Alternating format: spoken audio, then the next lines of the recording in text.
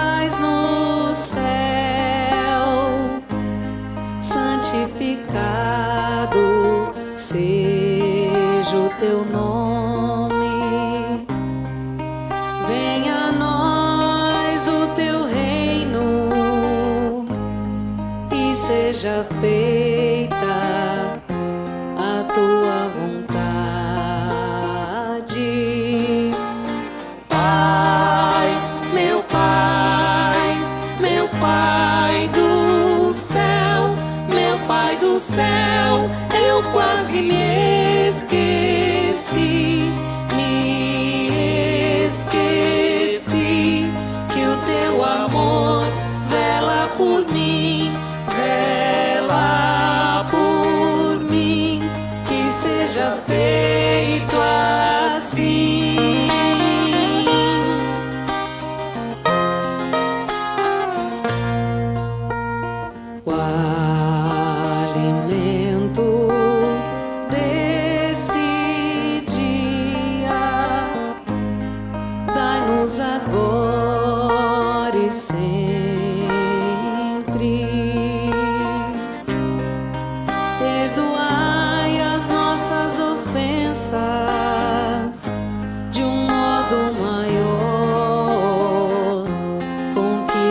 o amo. Pai, meu Pai, meu Pai do céu, meu Pai do céu, eu quase me esqueci que o teu amor vela por mim, que seja feito assim.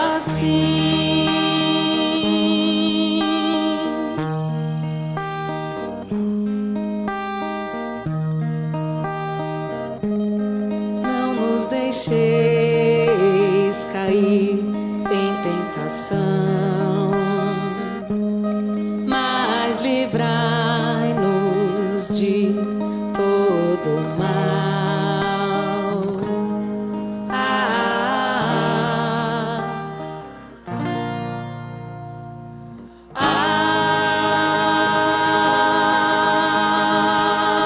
Amém.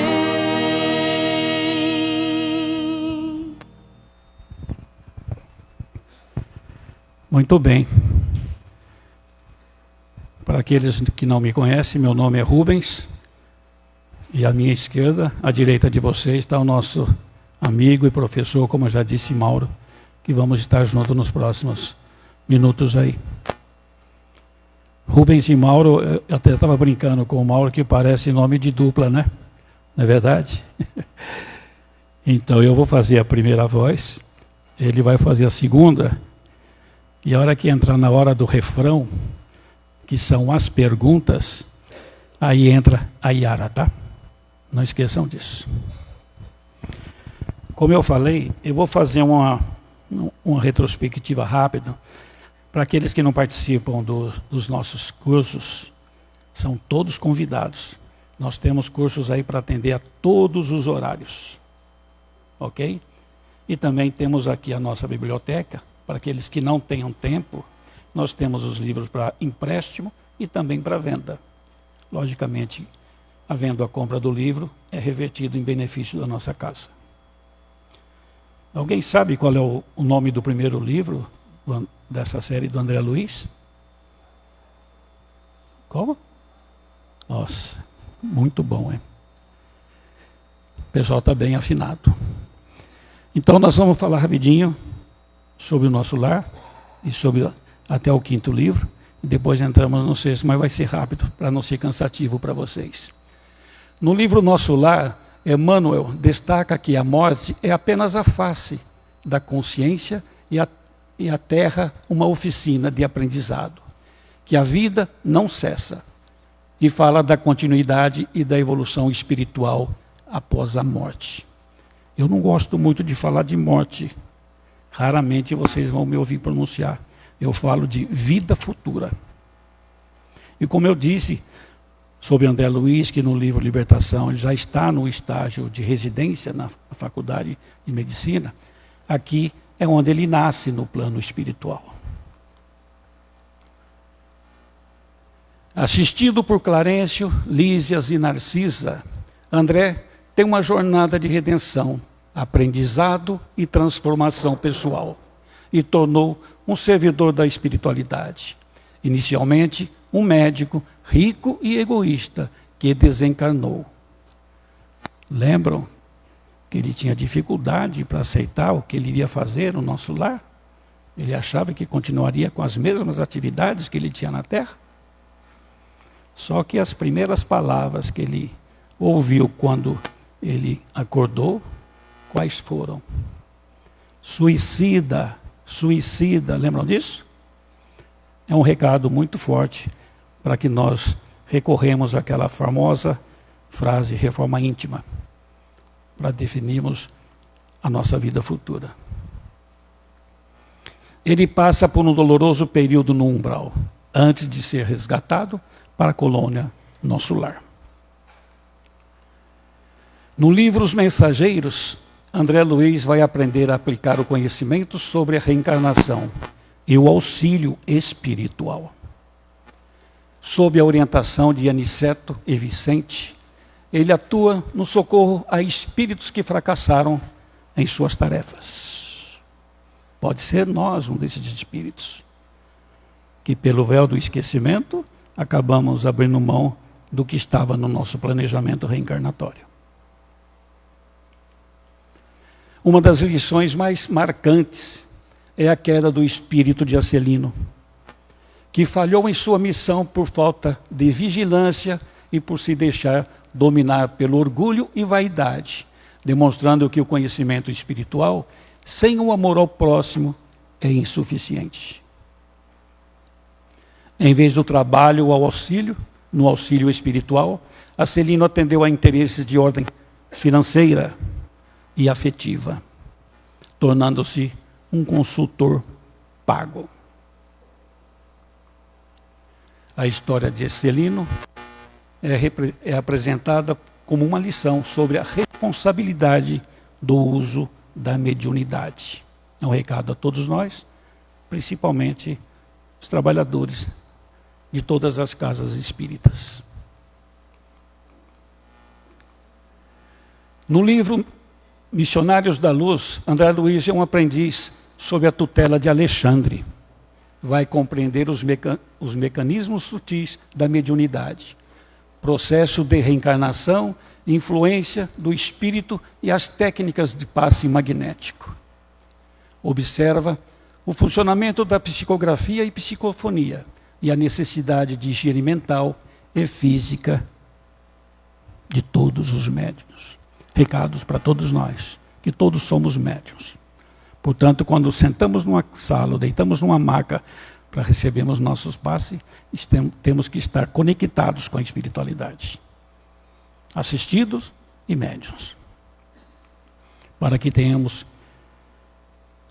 possamos conseguir aquilo que procuramos. O André aprende a emissão de energias e troca de fluidos entre passistas e pacientes, e a importância da sintonia mental para o sucesso da cura. André supervisiona com Alexandre o trabalho dos espíritos construtores na formação do feto de Segismundo. Esse é um dos capítulos que todo mundo gravaram mais por causa do nome de Segismundo. Entendendo que o planejamento reencarnatório é a interação de fluidos. Segismundo assassinou o Adelino numa vida anterior, pelo amor da Raquel, que era a esposa do Adelino. Apesar do planejamento divino, foi difícil Adelino aceitar que voltasse como filho dele e de Raquel, pelo ódio inconsciente que sentia. André observa quando Alexandre faz análise cromossômica. Olha, veja bem, nós estamos falando de há quanto tempo atrás, que mais ou menos existia um raio-x. Alexandre está em suas mãos analisando como seria a reencarnação de Segismundo.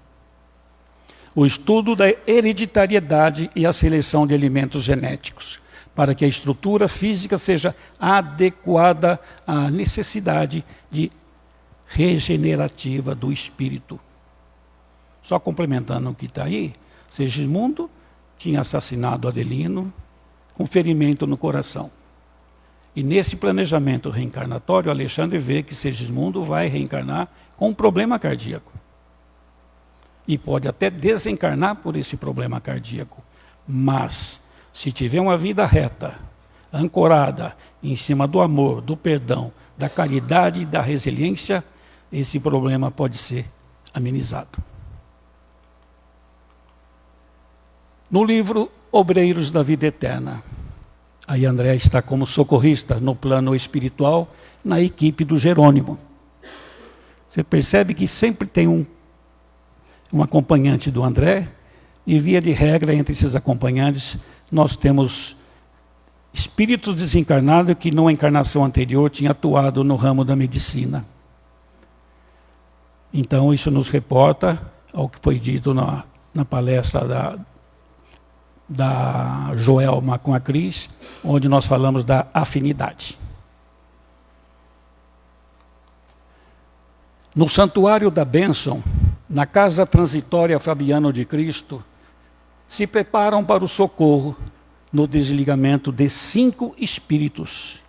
Olha como a espiritualidade amiga, ela está sempre nos ajudando e nos socorrendo.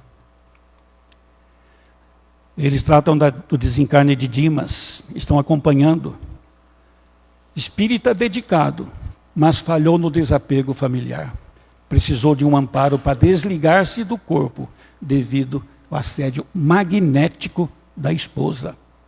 Olha só, a dificuldade para desencarnarmos quando não levamos a nossa vida de acordo com o nosso planejamento.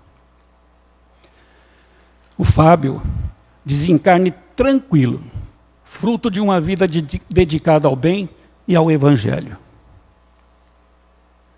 Adelaide, serva fiel, demonstra a importância da conduta correta e o amparo recebido pelos obreiros do bem. Cavalcante, já morto, quase que desligado totalmente do corpo, por septicemia, uma infecção generalizada. Sua alma continua presa ao corpo.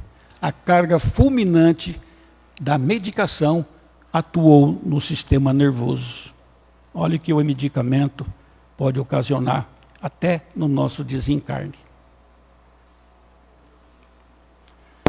Albina, que foi a última dos 5, ela teve o seu desencarne adiado a pedido de Joãozinho, temendo da morte da filha de Albina grávida.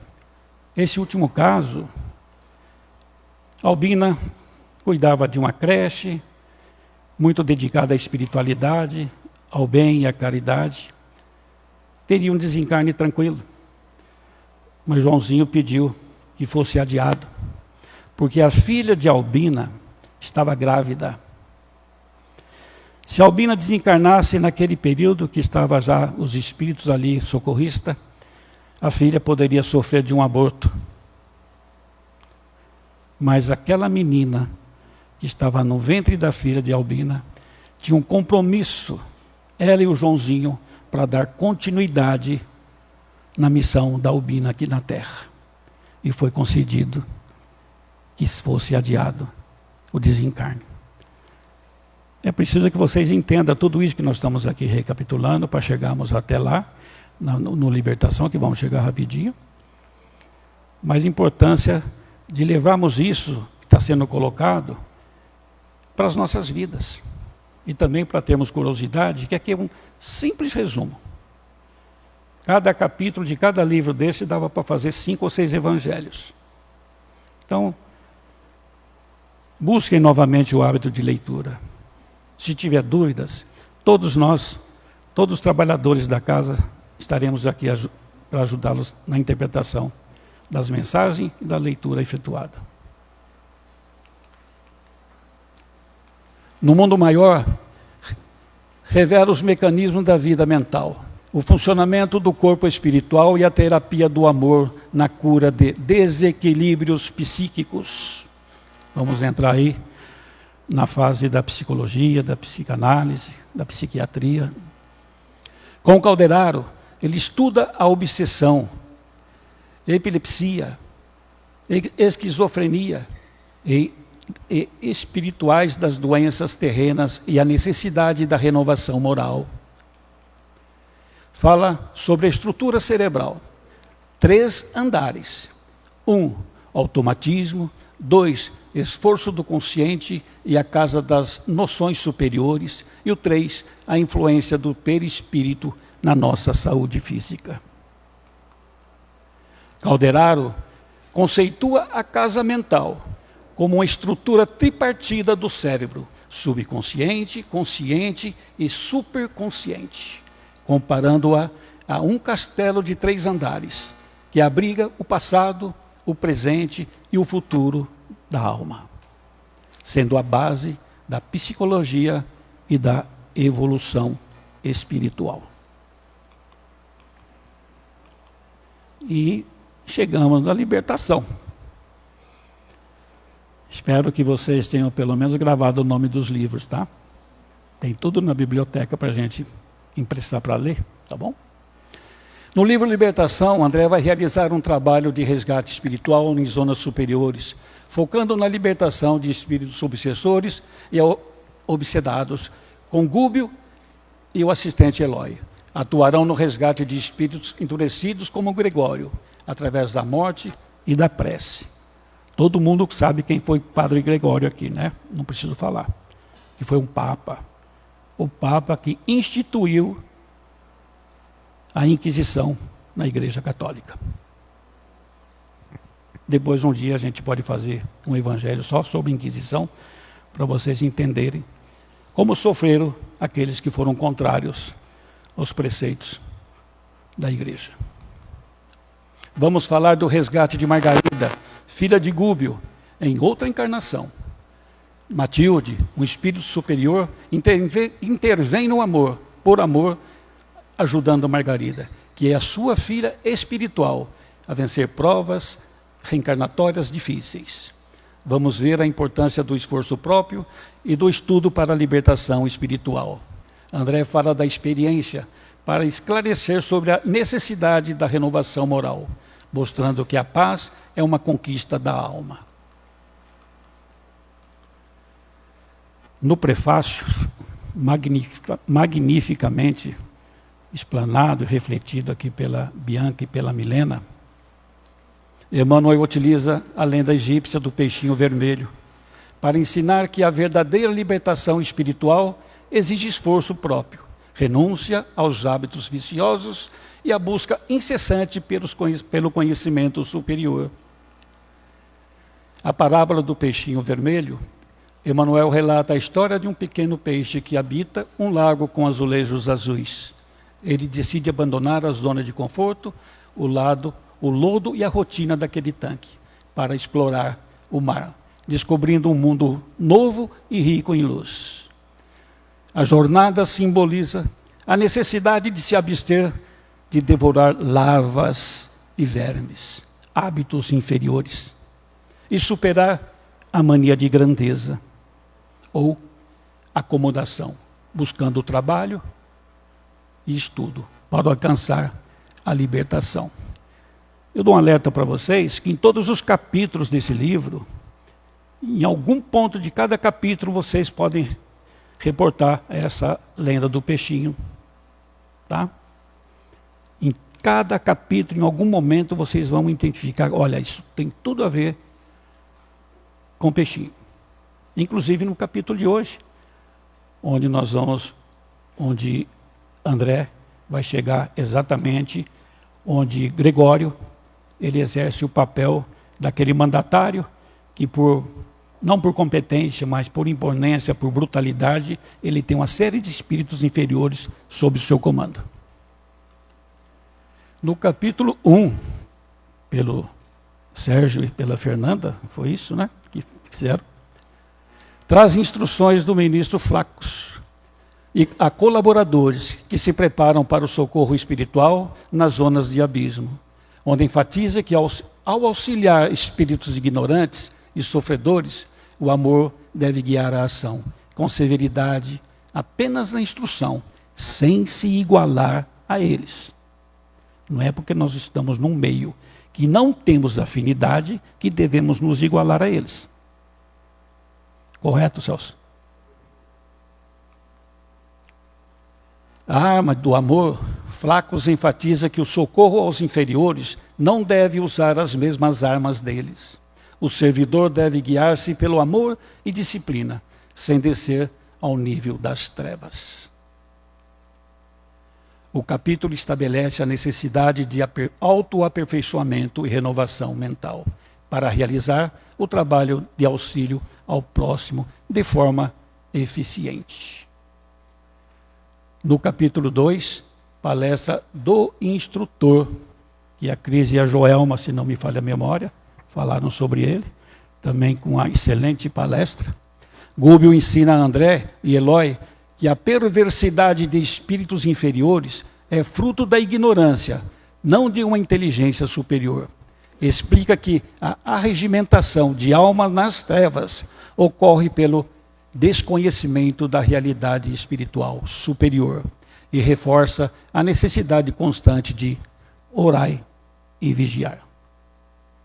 Gúbio esclarece que o espírito infeliz espíritos infelizes se deixam prender pela maldade, porque ainda estão distantes da luz, agindo por ignorância. Usa a metáfora do balão cativo para ilustrar que a mente humana, presa aos interesses da terra, não consegue alçar voos espirituais elevados. Esse é o balão cativo. Nós temos aquele balão que se solta, com autonomia, que vai para os cantos, por onde ele tem interesse e seja conveniente ir, mas nós temos aquele balão que está lá em cima, mas com as amarras na terra. Esse é o balão cativo. E temos muitos espíritos que, apesar de estarmos no plano espiritual, ainda estão com as amarras fincadas em solo desse nosso planeta. Incentiva não desanimar diante das trevas, que o planeta evolui graças ao esforço de espíritos dedicados ao bem. Afirma que a espiritualidade superior acompanha e resgata aqueles que buscam se libertar da ignorância. E no capítulo 3, que magnificamente o Celso e o Osmar, não é isso? Fizeram uma palestra maravilhosa para todos nós, que chama o título Entendimento. Gúbio se compromete a descer aos círculos inferiores para auxiliar Margarida, que está sendo obsediada por Gregório. Olha o Gregório aí. Será que nós não temos um Gregório às vezes nas nossas vidas? É para refletir, né? Ou tivemos, já fomos o Gregório um dia. O importante é que nós estamos nessa escala progressiva e de avanço. Matilde, a mãe de Gregório, intercede por sua libertação, pedindo a Gúbio para ajudá-la, mesmo que isso lhe cause sofrimento. Gúbio diz que não foi designado para auxiliar Margarida, apenas por ter sido pai dela em uma encarnação passada. Mas essa ligação afetiva realmente aconteceu. O capítulo reforça que o lar e as revelações são encontros planejados para o aprendizado e a importância dos laços de amor que transcendem a consanguinidade da vida atual, conectando perseguidores e protegidos através de vidas sucessivas. Recentemente, no atendimento fraterno, um jovem reclamou que ele não tinha tanta afinidade com a família e muito mais com os amigos. E eu perguntei para ele o porquê. Ele me disse, é porque amigo a gente escolhe, família não. Como não conhece a espiritualidade, né? Veja o caso de Segismundo e outros casos que vocês vão encontrar no livro Os Missionários da Luz e outros mais. Quanto tempo demoramos para podermos conseguir uma nova reencarnação? Os compromissos que nós devemos assumir e quando chegamos aqui, desistimos. Agora sim, eu acho que eu falei demais, né? Vamos agora começar verdadeiramente o nosso capítulo. Me desculpa, Yara, mas eu achei importante a gente fazer essa recapitulação e trazer todos para que venham estudar com a gente, fazer a leitura com a gente, tá bom? Me perdoa aqui. Então, esse capítulo 4 é numa cidade estranha. Terrível, né? Essa cidade estranha é muito complicado. É como cita Dante na Divina Comédia. É para aprendermos que é para onde nós não devemos ir. Pois não, Yara? Estava lembrando, boa noite a todos. Estava lembrando um dos episódios que o Chico narrava, quando ele escrevia qualquer livro pela psicografia, muitas vezes ele era levado a esses locais. Então, antes de psicografar, ele foi levado, e ele mesmo deu o nome do título, Uma Cidade Estranha. Então, ele recebe a psicografia do André Luiz, narrando toda essa experiência, né, de resgate, mas ele foi presencialmente lá e ele se choca muito. Tanto que cada livro é revisado mais ou menos 15 vezes, para não chocar demais a gente, chocar o suficiente para a gente entender que tem que mudar. E rapidamente, qual é o nosso objetivo aqui hoje? É entender o processo mental para que a gente saia das teias da obsessão, Da simples, da fascinação, da subjugação, do nível que a gente tiver. Aí você falou assim, será que a gente tem um Gregório? Aí a chata pergunta, será que nós somos um Gregório? Tinha uma moça que fazia o atendimento aqui, recebia o atendimento na casa durante muitos anos. Ela caía na rua, tinha convulsões, e todos ficavam muito condoídos pela situação dela. E a espiritualidade nos explicou que ela era um Gregório. Através da sensibilidade desequilibrada dela e do passado sombrio, o que é se educar espiritualmente? É se educar pelo amor. É o amor que sabe colocar o não, sabe colocar o sim, enfim. E ela se torna um Gregório. E por isso sofria muito. É uma justificativa para a dor. Agora a gente precisa entender o antídoto para a dor. Já sabemos que sofremos pelo passado. Mas e agora? Quais são as estratégias para a gente sair da dor? Aí são os nossos estudos, por exemplo, uma boa estratégia. Perfeitamente. Muito obrigado, Yara. Então, nesse capítulo, numa cidade estranha, André Luiz, Gubbio e Eloy se preparam para descer aos planos sombrios. Uma tarefa que exige prudência, marcando o início do trabalho de resgate. André Luiz descreve a descida para encontrar Gregório e a iniciar a missão de resgate, enfrentando ambientes hostis e exigindo renúncia e coragem dos espíritos envolvidos. Agora vou passar para o meu amigo, irmão e professor, que vai complementar. Eu vou ficar sentado aqui para não atrapalhar a visão de vocês aqui na tela, tá? Eles chegam a um domínio de inteligências perversas, habitado por espíritos ligados ao mal. É diferente do umbral, que é a região espiritual transitória. Já os espíritos em zonas abismais são ligados ao mal, em organizações negativas. Para não chamar atenção, Gubbio, André e Eloy precisam adaptar as suas formas exteriores, cobrindo-se com substâncias do ambiente, substâncias mais densas, para se aproximarem dos necessitados sem serem notados. Porque se eles forem notados, vai abaixar a frequência e o trabalho fica prejudicado.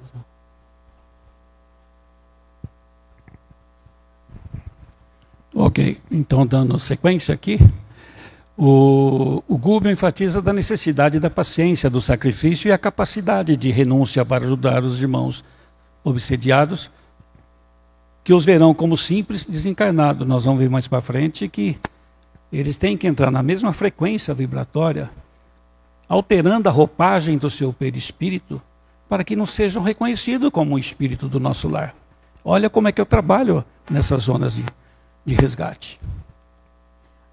Rubens, por favor, lembrar assim que o umbral é uma espécie de região criada pelo pensamento de milhares e milhares de pessoas, somos nós, pelas paixões, pelos ódios, desejo de vingança, sexo desvairado, uma série de patologias da alma. Essa região que é apresentada é o chamado umbral mais profundo, são os abismos. Lembra que hoje na matéria nós temos as fossas das Marianas, as Marianas, né? Que é estimado que seja o lugar mais profundo da Terra, tanto que não conseguimos nem investigar. Ali é uma conexão do plano material com o plano espiritual, onde a própria natureza, a própria força do oceano está transmutando essas energias desses lugares do espiritual que são tão densas e carregados de ódio. Isso quer dizer o quê? Que nós também temos abismos pessoais. A partir do momento que eu me deixo carregar pelo ódio, pelo desejo de vingança, eu me conecto a esses irmãos. E eu passo a fazer parte disso. Então, o nosso estudo é diferenciação deles e nós, que somos a mesma coisa. Perfeito. Então, nessas regiões trevosas, é o profundo trabalho de resgate que exige transformação e humildade dos benfeitores. Encontram um Gregório que, com desconfiança, os permite entrar, mas determina que sejam levados a um porão, para serem submetidos ao processo de seleção no dia seguinte, para depois serem admitidos no serviço. Gregório é um espírito atormentado, mas muito inteligente, e é líder de um grupo obsessor, que atuam sobre espíritos encarnados, junto com Margarida, que foi filha de Gúbio noutra encarnação, numa missão de vingança. André Luiz confessa que está com a alma conturbada, com receio indefinível, ao acompanhar seus instrutores por um porão escuro, preparando-se para o julgamento e a continuação da missão.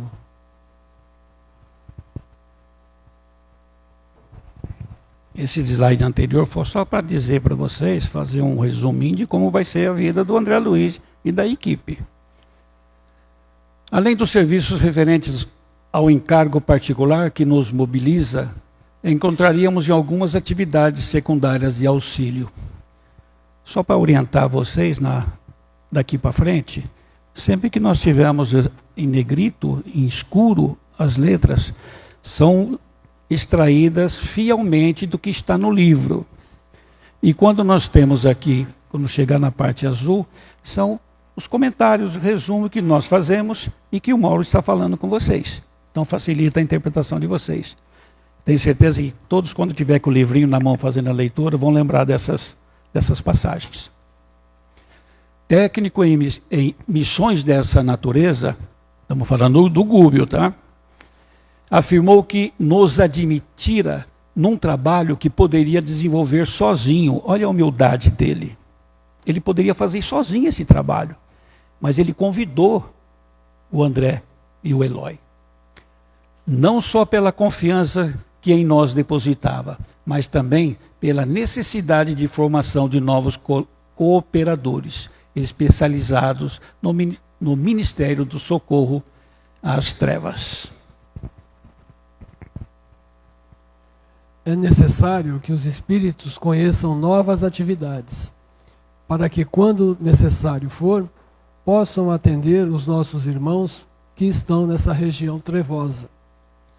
No livro No Mundo Maior, André foi até o início das cavernas, mas não conseguiu entrar.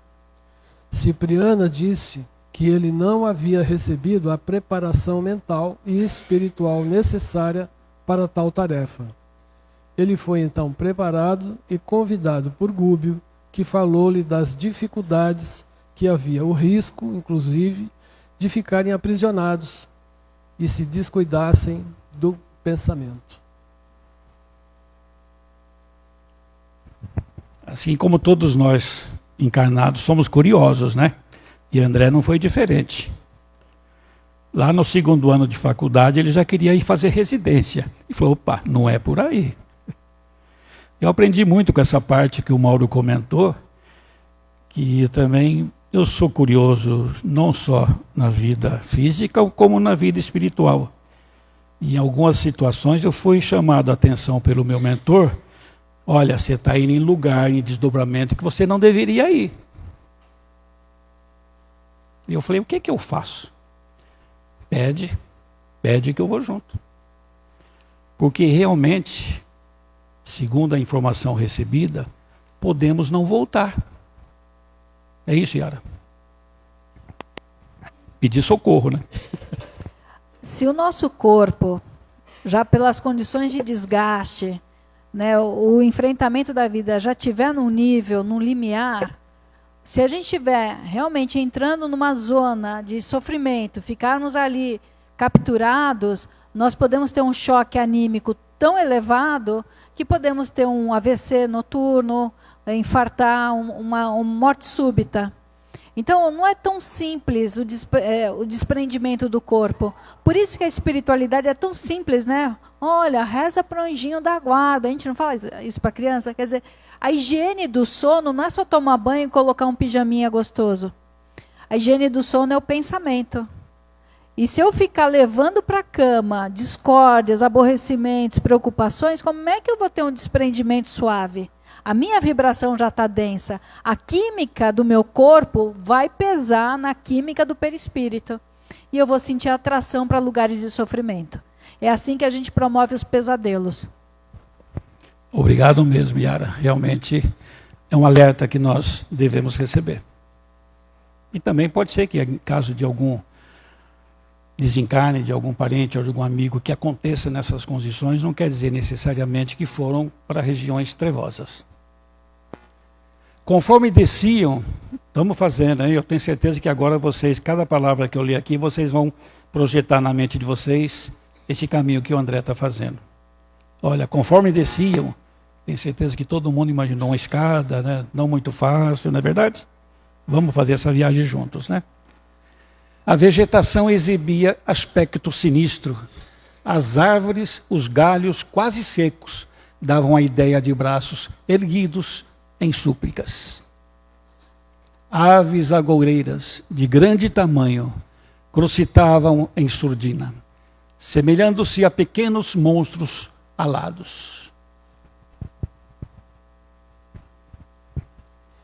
André relata que não sabiam se era vegetação ou seres vivos que estavam ali. Eram aves enormes, assemelhadas a corvos e urubus, de aparência assustadora, além de gemidos tipicamente humanos. À luz do Espiritismo, a frase evoca metáforas profundas sobre a condição humana e a busca por auxílio espiritual. Os galhos secos representam um período de inverno na vida de um espírito, fase de despojamento, dor ou provação.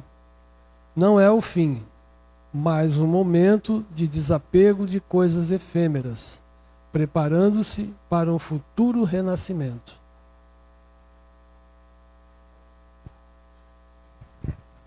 Essa fase do segundo parágrafo que o Mauro disse, talvez um dia a Yara possa até fazer uma palestra sobre isso, ou ter um evangelho sobre isso. E quando ele fala que parece os galhos secos, parece os braços erguidos, as aves agoureiras. Nós estamos nos referindo aí, o Espiritismo explica e fala um pouco sobre a licantropia e zoantropia, né, Yara? É um assunto bastante interessante, que nós não vamos aqui evoluir, eu até gostaria de evoluir, mas nós precisamos dar seguimento para finalizar o capítulo. Gúbio nos esclarece, não devem reagir contra as baixas vibrações deste plano. Desde o começo nós estamos sabendo que as dificuldades seriam muitas. E o que seriam as armas que deveriam utilizar? A prece e o amor. Atravessamos importantes limites vibratórios. Vocês estão viajando comigo? Estão visualizando os limites? Né? Isso é importante, porque sempre que contam uma história para a gente viaja junto. E cada um forma a paisagem que tem na sua mente. E cabe nos entregar a forma exterior ao meio que nos recebe, a fim de sermos realmente úteis aos que nos propomos a auxiliar.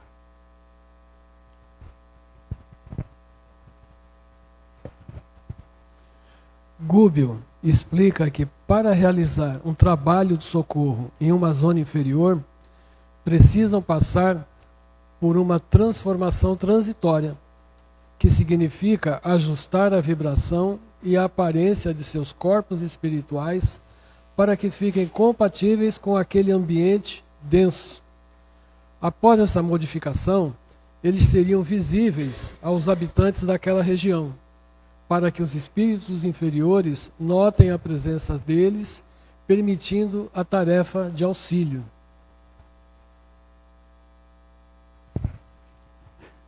Eu juro para vocês que eu tenho certeza que a Yara ia pegar o microfone nessa parte aí. Não precisou, né, Yara? Obrigado, viu? Então, o que o Gúbio diz? Continuemos em prece. Olha o que eu falei agora há pouco. Temos uma missão. Não podemos ter o sentimento de dor. Não tem ninguém aqui que seja uma vítima, esquecida por Deus. O Gregório, podemos ser nós agora, ou fomos no passado, ou fomos no futuro. Né, Yara? Veja que, algum tempo atrás, saía várias vezes na mídia, um tipo de substância que alguns jovens estavam usando, por exemplo, nos Estados Unidos, e eles alteravam tanto, havia tanto comprometimento neurológico, que eles passavam a ter comportamentos de animais. Grunhiam, mordiam, como se fossem comer carne humana. Esse é o embrutecimento que ele quer dizer. Então, isso a gente teve como testemunhar na matéria. Eu sei que para algumas pessoas fica difícil de entender a licantropia e a zoantropia. Mas, como o nosso perispírito obedece ao pensamento, e ele tem uma função muito importante, uma característica que é a plasticidade, quer dizer, nosso perispírito cria forma e dá forma. Quando o pensamento é animalizado, nós podemos alterar as moléculas do nosso perispírito para formas de animais bizarros. Por isso que ele coloca árvores que ele tinha dúvida se tinha vida humana ou não. Ah, mas o ser humano vira uma árvore? Não, espera. Através da hipnose de um espírito extremamente habilidoso como o Gregório, que estava há séculos ali, com mentes criminosas, induzindo o fracasso. Então, lembra que quando a mentora aparece para o Gúbio, ela fala assim, eu estou agora, há 50 anos, conseguindo começar a me comunicar mentalmente com ele. Olha que interessante. 50 anos, eu tenho 50 anos hoje, 51, vai, uma boa ideia. Já é uma reencarnação. Olha a paciência para esperar que a pessoa entre num estado mental que pelo menos perceba.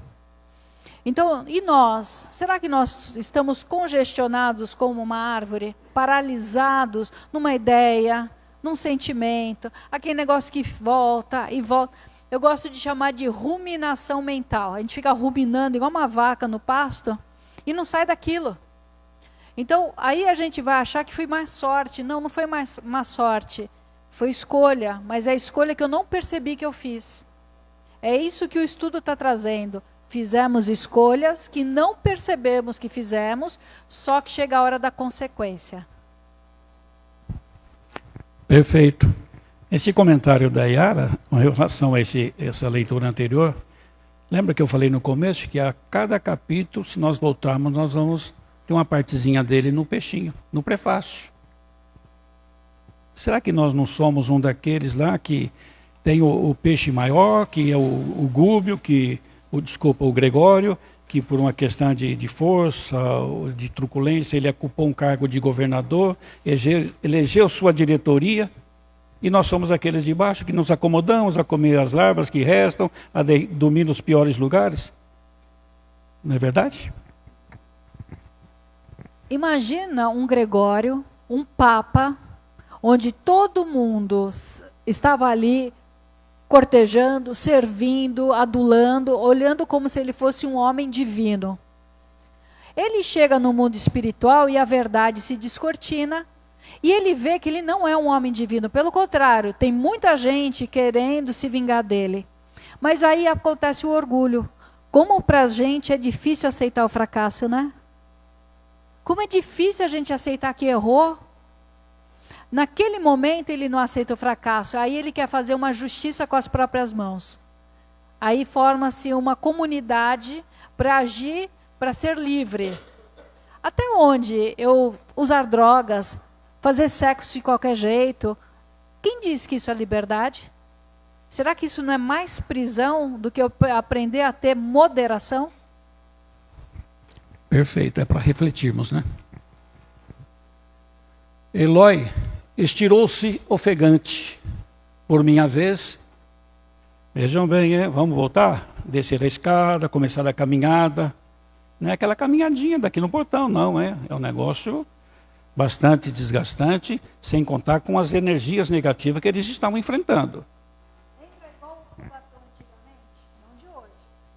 Lembra aquele monte de fumaça? Isso. Tóxica daquelas indústrias? Perfeito. É mais pior aquilo. É esse ambiente que eles estão entrando. Exatamente. Asfixiante opressão. Busquei padronizar atitudes pela conduta do instrutor. O André é inteligente e falou, deixa eu buscar no exemplo do Gúbio, para fazer igual. não é verdade? Siga o mestre. Que tolerava a metamorfose, quer dizer, essas mudanças. Silencioso e palidíssimo. Reparei confundido que a voluntária integração com os elementos inferiores do plano nos desfigurava enormemente. Decorridos longos minutos, o orientador apelou diligente. Prossigamos. Doravante, seremos auxiliares anônimos. Não nos convém, por enquanto, a identificação pessoal. Aí o André, como curioso, né? Mas não será isto mentir? Clamou Eloy. Quase refeito. Gúbio, desculpa. Gúbio explica, usando um trecho do Evangelho, que a mão esquerda não saiba o que faz a mão direita. Ou seja, quando o alto nos socorre, ele usa todos os instrumentos daquele meio para que possamos receber o auxílio. Esse que a mão esquerda não sabe o que a mão direita faz, é o que o Rubens falou hoje no estudo da tarde. Tem muita gente que faz ajuda e coloca no Facebook, coloca no Instagram, no TikTok. Então, o que é? Está ajudando a pessoa, tudo bem, mas está elevando o seu próprio ego. Então, tem aí 2 pesos e 2 medidas, né? Vamos fazer o correto. Nesse momento dessa transição, dessa mudança, dessa metamorfose, esse corpo começa a ser mais pesado. Na doutrina espírita, eles falam muitas vezes como um escafandro, para que eles consigam sobreviver naquela região. E nesse momento, é como se ele voltasse a ter o corpo material, para vocês verem o quanto pesa esse corpo material nosso. E aí pergunta, e há governo num reino estranho e sinistro quanto este? Indaguei. Aí é o André indagando. Como não? Respondeu o Gúbio. Qual ocorre na esfera carnal? A direção neste domínio é concedida pelos poderes superiores a título precário. Este grande empório de padecimentos regenerativos permanece dirigido por um sápatra, um tirano, de inqualificável impiedade. Estamos falando do Gregório aí, tá? Que aliciou para si próprio o pomposo título de juiz. Olha de novo o peixinho lá, hein? Voltamos no peixinho, o mandatário da lagoa lá com pedrinhas azuis, toda bonitinha. Assistido por assessores políticos e religiosos, tão frios e perversos quanto a ele mesmo. E por que permite Deus semelhante absurdo? Pelas mesmas razões educativas, através das quais nos aniquila uma nação. Não aniquila uma nação humana quando, desvairada pela sede de dominação, desencadeia guerras destruidoras, mas a entrega à expiação, para que aprenda a integrar-se na ordem cometida, na ordem eterna que preside a vida universal. Significa então que os gênios malditos e demônios de todos os tempos, o André ia emendar uma outra pergunta, olha o que o Gúbio fala, somos nós mesmos. Completou o instrutor paciente, quando nos desviamos impenitentes da lei. Nesse trecho a gente volta também para o peixinho, mas também podemos voltar pelo que está acontecendo hoje no mundo. A sede de domínio, a sede de assumir poder de nações. Não é verdade? Em minutos breves, penetramos vastíssima aglomeração de vielas, reunindo casario decadente e sórdido. Rostos horrendos contemplavam-nos, e furtivamente, a princípio, mas à medida que varávamos o terreno, éramos observados com atitude agressiva por transeuntes de miserável aspecto. A equipe via toda aquela população aglomerada e desordenada sob um processo de hipnose envolvendo a coletividade. Gúbio diz a André, Luiz e Eloy, para não se assustarem, que mantivessem o equilíbrio. A prece era o grande remédio para aquelas perturbações, para os manterem ligados às regiões superiores.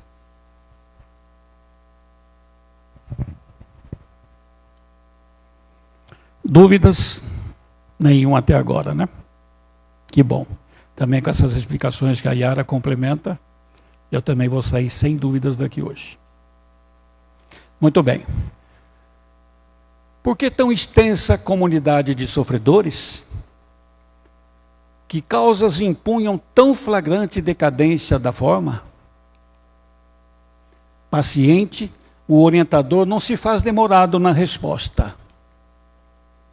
Milhões de pessoas, milhões de pessoas, informou calmo, depois da morte, encontram perigosos inimigos no medo e na vergonha de si mesmas. Profundo, né?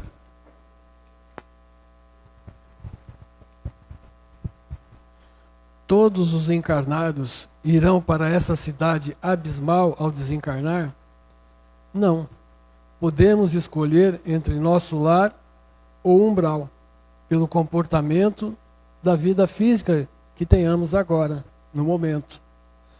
Reencarnamos com o véu do esquecimento, no meio adequado, onde pelo planejamento reencarnatório, ganhamos a condição de resgatarmos os defeitos e erros de antigas encarnações, com o compromisso de fazer correções gradativas com esforço e dedicação. O interessante é que a gente escuta pessoas falando assim, essa é a minha última reencarnação na Terra.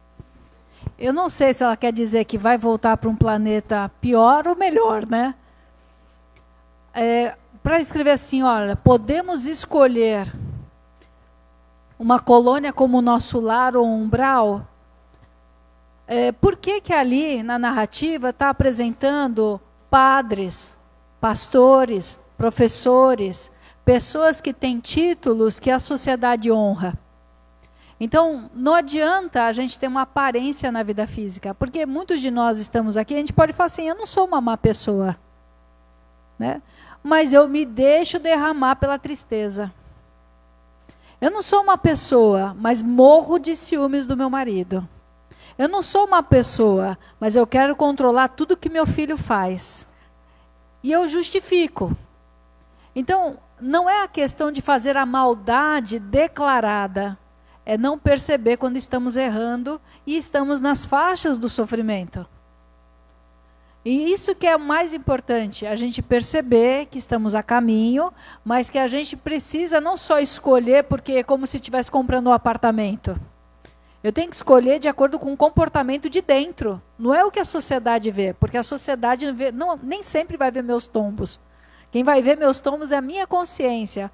Por isso que muitos desses irmãos que chegavam na cidade estranha, o principal gatilho que tinha, onde eles eram reféns dos espíritos hipnotizadores, era a vergonha de si mesmas.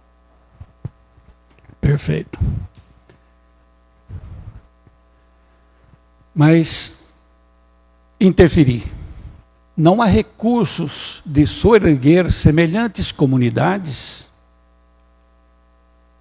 A mesma lei de esforço próprio funciona igualmente aqui?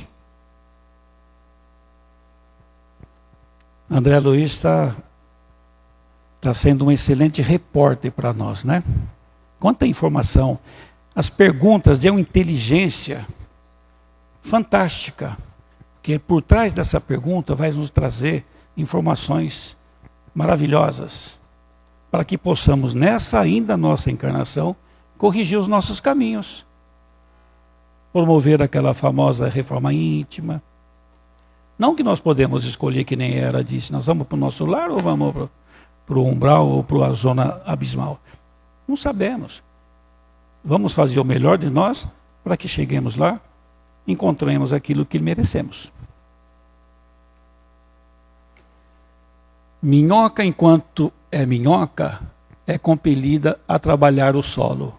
O peixe, enquanto é peixe, não viverá fora da água. Está em vermelho, mas está no livro, tá bom? É uma palavra do Gúbio. Gúbio afirma que os espíritos não dão saltos, que a evolução é contínua e lenta.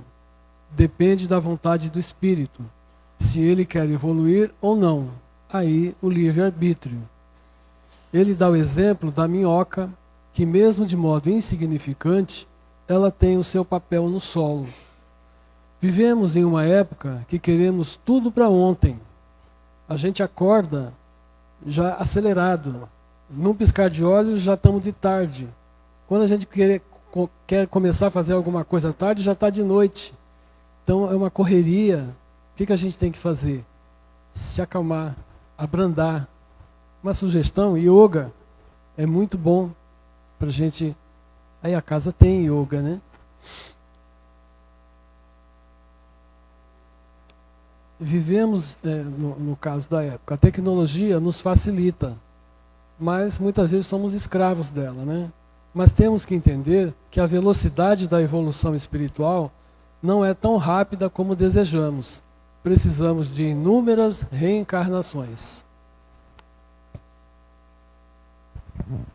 Exatamente isso que o Mauro acaba de falar, né? Nós não podemos dar saltos.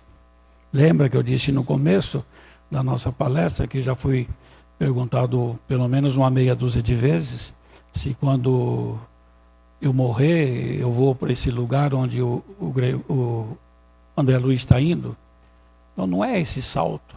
Por isso que nós fizemos essa retrospectiva de todos os livros da série até agora do André Luiz, para convidá-los a essa reflexão sobre os caminhos a serem percorridos.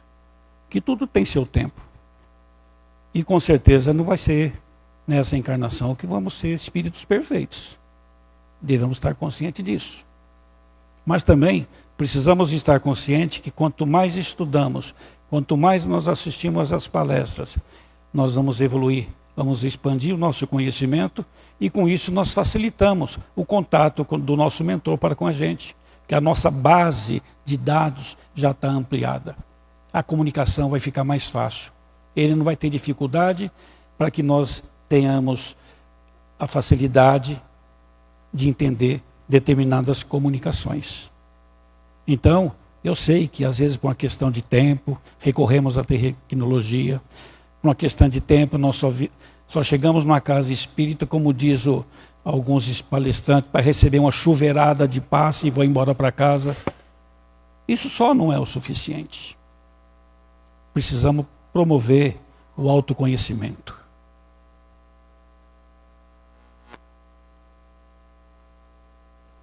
E não esqueça que mesmo a minhoca tem o trabalho dela no solo. Não é verdade? Becos e despenhadeiros escuros se multiplicavam. De novo, convidando vocês a projetar na sua mente esses despenhadeiros. Olha lá, quase caindo. Qualquer pedrinha que deslize, podemos não ser mais resgatados naquela região. Acentuando-nos o angustioso assombro. Lembrando, por exemplo, nós que estamos reencarnados e estamos vibrando uma situação ruim, mas é uma fase da vida. Então, vamos supor que eu entrei numa fase ruim, estou em desdobramento astral pelo sono, e me deparo num lugar assim, ou em risco de chegar num lugar assim. É acionado um sensor para o meu mentor, dizendo, olha, a Yara está em perigo. Então, eu quero dizer isso para também a gente não entrar em pânico. Para entender que a gente tem proteção. Mas aquela coisa da água mole em pedra dura é para o bem e para o mal.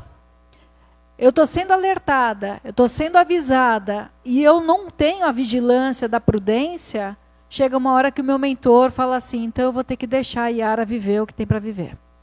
Mas nós temos ajuda o tempo todo, muito mais. Né? Imagina como é que o nosso anjo da guarda está com as asinhas quebradas. dente faltando, olho roxo, joelho quebrado, de tanto tentar ajudar a gente. Eles representam a projeção mental e o estado emocional dos espíritos que ali residem. Refletem a sensação de estarem perdidos, a angústia, o medo, a culpa e a falta de perspectiva de quem se negou a evoluir ou viveu cultivando pensamentos inferiores. Gubbio diz que Lombroso e Freud teriam um campo enorme para estudar na psiquiatria e psicologia, com pessoas tão irracionais nas suas atitudes que somente a reencarnação é capaz de explicar.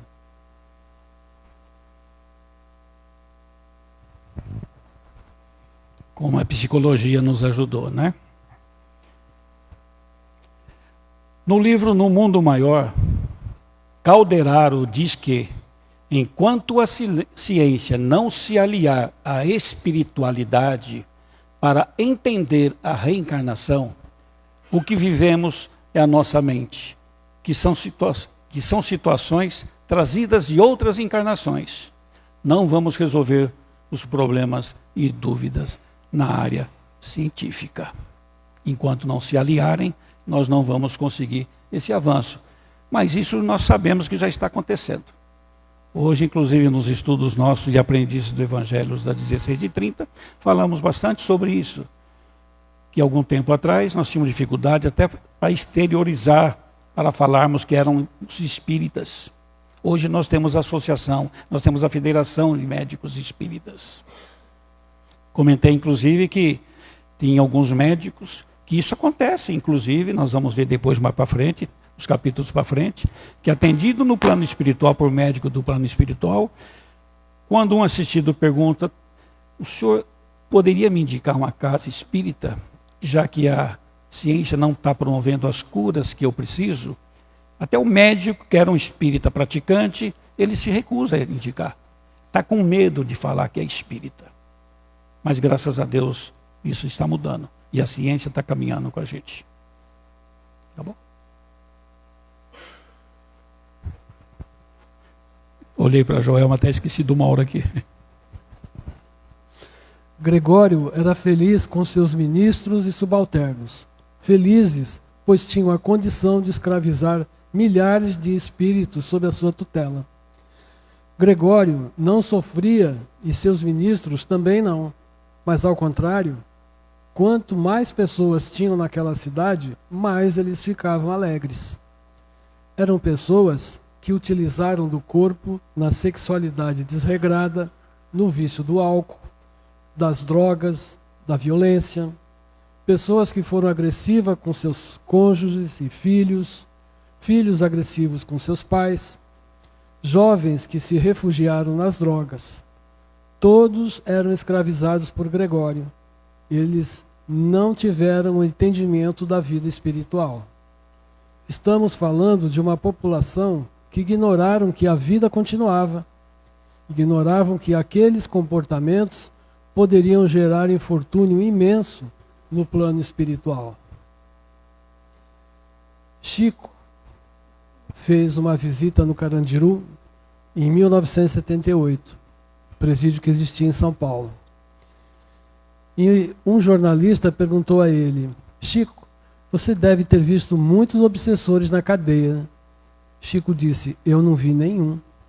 Eu vi muitos pais, muitos avós e tios tristes pela condição dos seus parentes. Gubbio faz um alerta interessante. Ali, alguns começam a perceber que precisam de ajuda, vão mudando o seu quadro vibratório e são socorridos por espíritos superiores, que visitam essas zonas de sofrimento. Coloca também um ponto importante, que o encarnado pode interceder por alguém que ama e que está naquela região. É o caso de Matilde, que quer ajudar Gregório. Foi mãe dele há 700 anos atrás.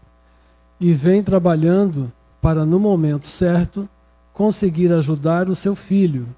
Vejam quanto tempo pode passar, mas Deus, em sua misericórdia, sempre nos dá uma nova oportunidade de transformação para o bem.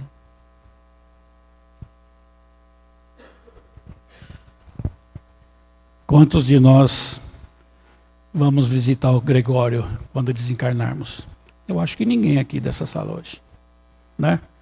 Todo mundo, a partir de hoje, vamos levar uma vida reta, de amor, de perdão, de caridade, sempre oferecendo um ombro a um amigo que precisa do nosso apoio. Logo na sequência, nós vamos ter aquilo que já comentamos no começo. A equipe de Gúbio é recebida por um policial na entrada da cidade. Eles pedem que é para falar, querem falar com o Gregório, levam numa casa muito grande, como se fosse um palácio de governo. O Gregório está lá. Quando vê a equipe, pergunta o que eles querem. Eles disseram que vieram por indicação da Matilde. Imagina, o Gregório tremeu na base quando viu esse nome. E imediatamente, apesar dos três estarem com o perispírito dentro do que o ambiente tinha afinidade, ele falou, a coisa aí não vai ser fácil. Ele falou assim, não posso falar com vocês hoje. Vou encaminhá-los para um lugar para vocês deitarem, para descansarem.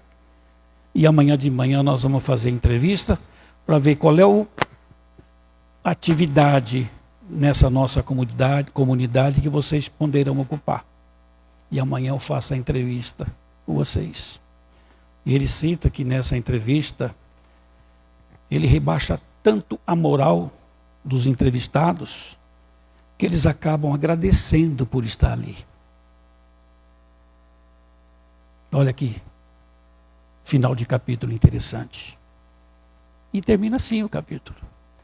Na próxima semana, vocês estão todos convidados para estarem aqui, onde a Sol e a Yara vão fazer o capítulo 5º para nós.